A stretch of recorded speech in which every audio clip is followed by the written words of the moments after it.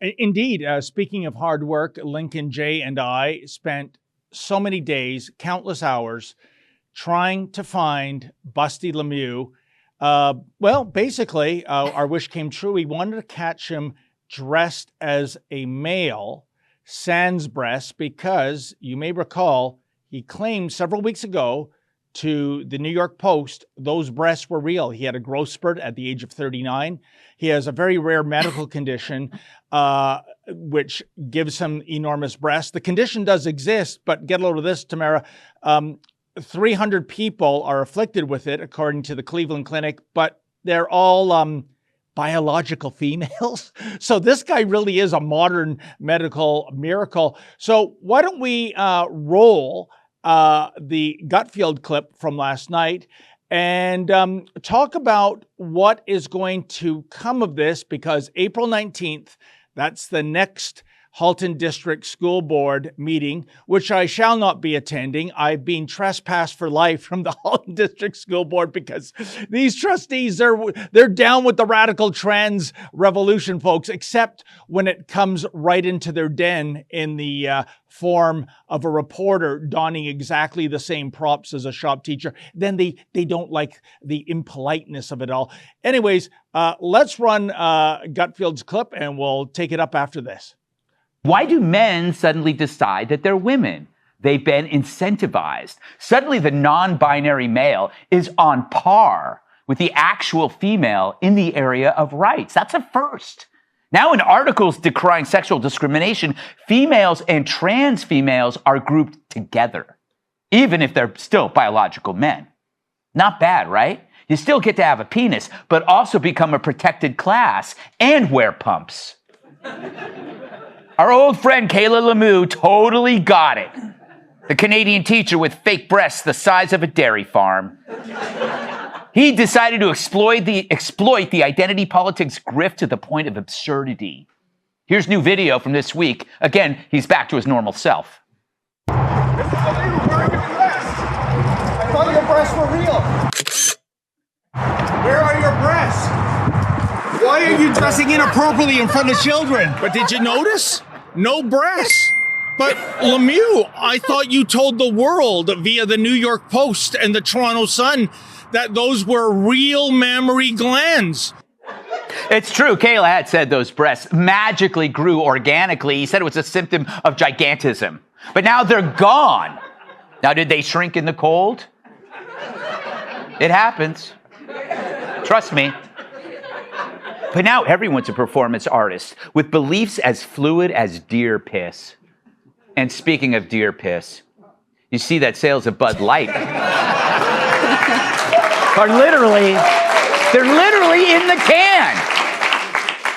Thanks to partnering with Dylan Mulvaney, the performance artist who, like the Canadian teacher, indulged stereotypes of women and drove beer sales into the toilet. Oh, what a great clip. Well, you know what? Two wonderful subjects to talk about. Now, Tamara, for a little bit of the backstory in terms of the ongoing, never-ending story of Kayla, Carrie Luke, Busty Lemieux, what happened is several weeks ago, the New York Post had an exclusive interview with him where he said those breasts were real. Now, they had a female journalist with them, and they asked, can we go into the restroom and verify that? Oh, no, of course. No, he's a little shy. Coming from the shop teacher who went skydiving with Canada's foremost conservative porn star, as he bills himself. I think he's called Voodoo or something like that. Yeah, he's a little, shy little flower now. But the thing is, Tamara, when that was reported by the New York Post, the educrats at the Halton District School Board, they went, they breathed a sigh of relief. Because you see, if those are real breasts, and according to a tweet by Lemieux, a brassiere is too uncomfortable to wear, that's why he goes braless, well, what can we do? It would be like going to a disabled teacher in a wheelchair and saying, sorry, we don't want you here anymore, you're fired. Well, that's a human rights violation. Much like this poor man suffering from a gigantic breast syndrome. to fire him would be a human rights violation too. But as we proved last week, Tamara, the jig is up. He was spotted without those breasts, which means one of two things happened. One, he got them amputated recently, and if so, he's made a remarkable recovery, but he is a modern day medical miracle, as I said earlier. Or two, he lied, and we caught him in the lie. And guess what? I don't care who your employer is. I don't care if you're in a unionized environment. When you lie to your employers, that is cause for dismissal, period. Don't take it from me. Go to Canada's top labor lawyers. So, April 19th, Tamara, that's the next Halton District School Board meeting. This has to be addressed. And if he's not gone by then, well, I guess it's another job for our Jumbotron truck to raise more awareness of this, because as far as I'm concerned, there's no way he should be kept on the payroll. And by the way, the board is paying him full salary and benefits to stay home. That's their solution to this. And like I said, there's no reason to keep him employed anymore.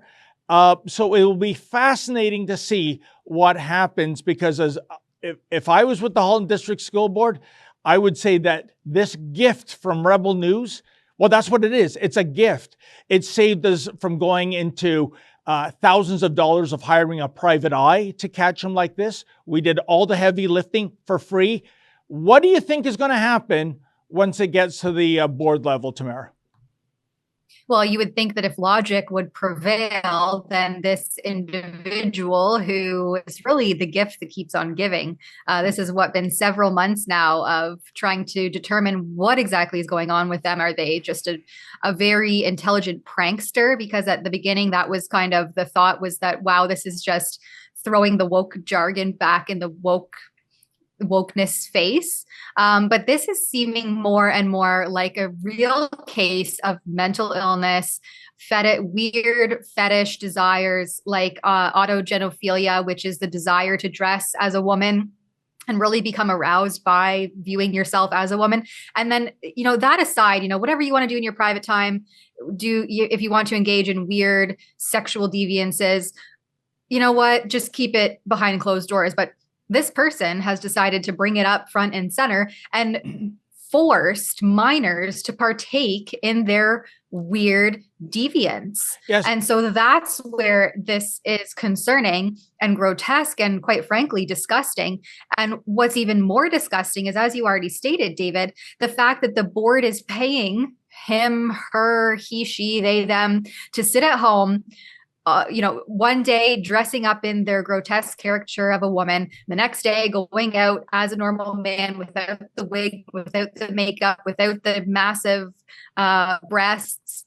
And that's not just the board paying them.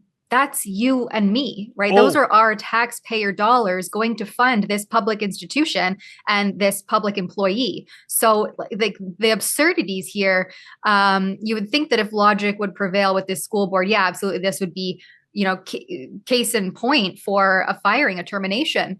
But as the board proceeds with being their woke nonsense riddled selves, I don't know. And Tamara, if I can get super producer Efren to put up that photo that was just being showcased the last several seconds. There we are. That, by the way, folks, is a couple of years ago. This was a private dance recital. I believe the dancers were girls 8 to 12. It was not open to the public. In the intermission, Lemieux, in full drag regalia, snuck in. I spoke to people that were involved with this show. They didn't want to come on camera, but what they told me is that, as you can imagine, the mothers and the other parents and guardians that had brought their little girls to this recital were getting very concerned. And I'm going to try to sanitize my language as much as possible, because here was this stranger with these enormous breasts, nipples as per usual protruding, but he seemed to be getting sexually aroused. So they waited until the last number ended before the next one began. And they went down to Lemieux and they said, "Do you have a daughter here?" And he said, "No." And they go, "We must ask you to leave." And he left. More to the point, Tamara, Yesterday, a viewer sent along, and I was guest hosting for Ezra event, and my monologue was on this never-ending sordid story of Busty Lemieux. This viewer sent along photos he took in Burlington. Guess what? Almost 6 years ago, June 2017. And I'm saying this, Tamara, because there's a lot of social media chatter where it goes, oh, Rebel, you dummies, don't you know you've fallen for the con too? No, this is not a guy taking a stance against wokeness. Not when this gag has been running for 6 years. Not when he's walking around in the public realm in Burlington. Not when he's sneaking in to a dance recital. This is not an anti-woke statement. That's what I truly believe. This is somebody who has mental health issues. This is somebody who subscribes to some kind of fetish. This is somebody who might be a sexual pervert. And the fact that this story has dragged on now, almost 8 months, Tamara, when all they had to do, at the very least, was implement a dress code for this individual. A dress code, by the way, that exists for the students. A dress code that exists for Halloween costumes at Halton District Schools. Tamara, if there was a female student at Oakville Trafalgar and she wore that kind of fashion, the board wouldn't come to her defense. The school would suspend her.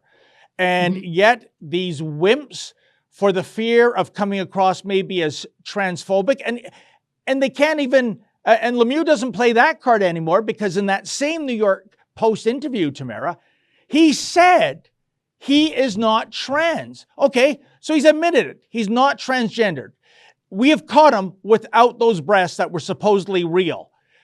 Why is he still on the payroll? That's it. This guy's got more lives than a cat. Well, and why isn't the board, in the best interest of the children, protecting them against this potential sexual predator, right? This is weird fetish, sexual deviance behavior, and the board is supposed to be there to protect the safety of children. And instead, they're kowtowing to the radical wokies and trying to make sure that they accommodate all of the gender diversity. Who even knows what this person is, how they identify? I really don't care. You do what you want to do behind closed doors in your own time. But the moment that you bring this in front of minors and you start displaying grotesque, sexualized versions of whatever it is you're trying to promote or display or get off on, that's where it becomes an issue. And this school board will shame on them for not ensuring the safety of the students in this person's classes and the general safety of the student population. This is horrific. And as this investigation continues, and thank you, David, for your work on this file, because it sounds like nobody else is really interested in getting to the bottom of it, including and indefinitely this board itself. Because otherwise, how would we even know that this existed? And all of these children would have been subject to this fetish for the last several months. I mean, regardless, we're still paying this person to sit home and be a weirdo. So this really needs to be addressed immediately. And I'm really disgusted the more and more I hear about this and the more tips that are received on the matter. It's grotesque. And the further along that we go on this eggshell walking, trying to accommodate, the more that there could be children being harmed in the way. And that's really, really disgusting to think about. 100%, Tamara. And I can tell you in my follow-up calls, they've all but gone ignored.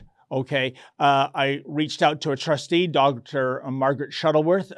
She was completely evasive and said, well, she passed the buck. She said, talk to the human resources poobah. Of course. I left a message with his assistant, no call back. And I reached out to the Ministry of Education, which has an entire media relations team. No return email to me. And by the way, you're not going to believe this, Tamara. One of the individuals in the communications team at the Ontario Ministry of Education is someone with the first name of Brahman. That's right, B-R-A-M-A-N, Brahman. I mean, you can't make this up. I reached out personally to the Minister of Education, Stephen Lecce. Nothing. Crickets. And Lecce right now, I feel sorry for him. He is coming across like a professional wrestling referee, Tamara.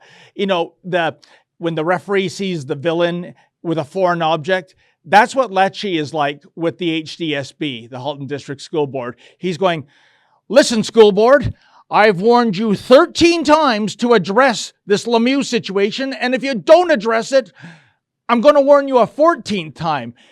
This ballless minister of education, he should be disbanding the Halton District School Board. This might be the worst school board in all of Canada, and given how many cookie, uber woke school boards there are in our great Dominion, I'm telling you, Tamara, that's saying something. Mm-hmm. Well, and it's unsurprising coming from the ministry that wants to solicit the gender identity and sexual orientation of children. Yeah. For anyone who's unaware, we've launched an entire campaign geared at Education Minister Stephen Lecce at stopclassroomgrooming.com, because children as young as kindergarten in many instances are being asked through student surveys what their gender identity and sexual orientation is. And I would argue that if a child that young knows anything about their gender identity and their sexual orientation, then we should definitely be engaging the Children's Aid Society, because that is textbook grooming and a clear indication that there is some form of abuse happening here. These are minors. These are young school-age children that should have no idea about any of these these ideologues, right? Why does a child know about gender identity and sexual orientation? If they're having sexual experiences, that's a problem, that's a concern, and there needs to be the appropriate bodies brought in to investigate that further. So this entire woke ideology that we should walk on eggshells about all the gender diversity and all these sexual orientations, this has just gone too far. Yeah. This is a topic reserved for adults and reserved for debate of adults. Why this is meddling and trickling down into these young schools is just so perverse and inappropriate. And the whole thing is really getting out of control. So I'm not surprised knowing that Stephen Lecce has been radio silent on this file, but I want to know when and who is going to start protecting the children. This is abuse, in my opinion, and this is grooming, textbook grooming 101. When are we going to start protecting the kids from this? It's absurd, and it's insane that it's gone this far. I'll tell you when, Tamara. It's when people get engaged. It's when people look at who's running for school board trustee, and you quiz them at the door, and you ask them where they stand on this, that, and the other. And we need non-woke, decent people to run for school board trustee, because that position has been infiltrated by all-out Marxists. You know, it is now a stepping stone to go into municipal, provincial, and federal politics. And they bring their filthy politics with them. And it has nothing to do with protecting the kids. And I can tell you, by the way, I also reached out to Meredith Camasuli, she, her. She, her is the principal of Oakville Trafalgar School. Oh, Tamara, you're not going to believe this. She's on stress leave. All this international attention about our school. And apparently her replacement, Steve Oliver, he's also on leave. He couldn't even handle a bit about this. All these woke creatures saying diversity is our strength and we love the spirit rainbow unicorns. Once they start getting a little heat, these snowflakes melt. And again, why not get somebody involved that's going to bring about tangible change? And that's a clip from something we call Rebel News Daily. It's our daily live stream hosted by my friend David Menzies, but the show also includes a rotating cast of hosts and special guests, including me. It's a great way for us to talk about the news of the day as the news is happening in an unscripted fashion, and it's an awesome way for you to interact with us as well. We stream every weekday, 1 p.m. Eastern, 11 a.m. Mountain, wherever you find Rebel News. See you there.